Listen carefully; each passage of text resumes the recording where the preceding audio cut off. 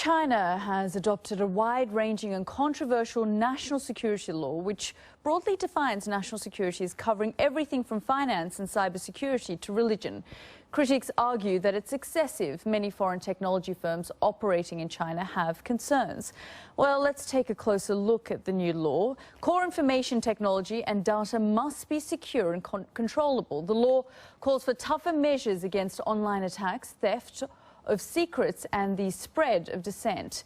It authorises the government to take all necessary steps to protect China's sovereignty. It comes amid tensions with its neighbours over competing territorial claims in the South China and East China Seas.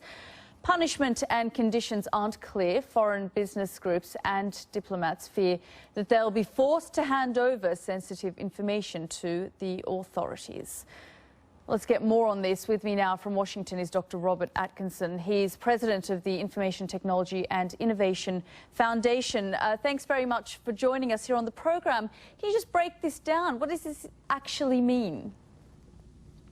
Well, look, what the Chinese government, central government, is trying to do is set up a legal regime that would give them essentially a get-out-of-jail-free card to restrict foreign technology sales into China.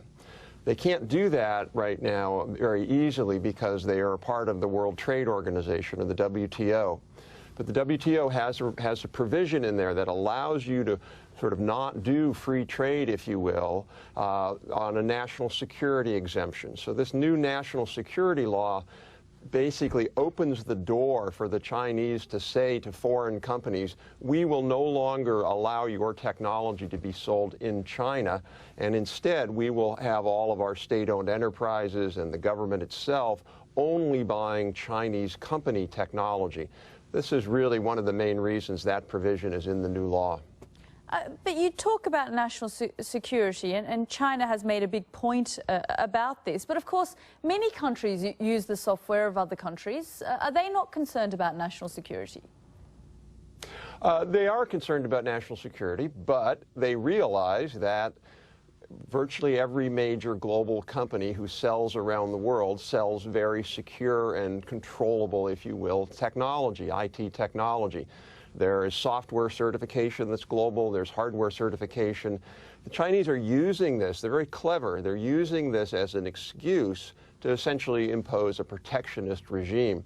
There are plenty of things the Chinese government can do that aren't protectionist that would allow them to have secure technology. This is really a ruse or a backdoor, if you will, to making it so that they can keep foreign companies out. It's easy for them to say, oh, well, we're doing this for security, cybersecurity. That really is a red herring in this case. They don't have to do what they're doing for cybersecurity. But of course, foreign companies will always want a piece of the Chinese market. Will they continue to try and get in there? Well, the Chinese government has really done two things. With this law, they have the secure and controllable part, which essentially is going to allow them to tell their SOEs, their state-owned enterprises, to not buy foreign technology. And that's really what they've begun to do, and now they're going to accelerate that, and they'll be able to claim that it's okay to do under the WTO. But the other part, through the anti-terror law, is that they're moving towards requiring foreign companies to turn over either source code or encryption keys. That's very, very difficult for foreign companies to stomach. There are just some foreign technology companies that won't be able to do that. And so they're really using kind of two levers. They're sort of on one hand pushing foreign companies to not even want to be in China, and then using this new secure and controllable law to allow their own companies to shut out foreign companies. But things are, as you know, already very tightly controlled in China. How much worse does this actually make things? This is really a long evolution over the last decade where the Chinese government has ramped up a whole set of policies around what they call indigenous innovation, which really is a code word for favoring Chinese technology companies at the expense of foreign technology companies. This is a significant ratchet up in that effort. I don't think we should underestimate what's happened with this law and a couple of other laws in the last year.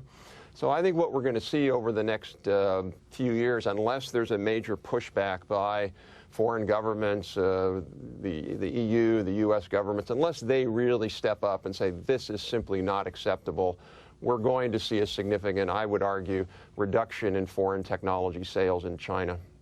Dr. Atkinson, we'll have to leave it there. Thanks very much for that analysis.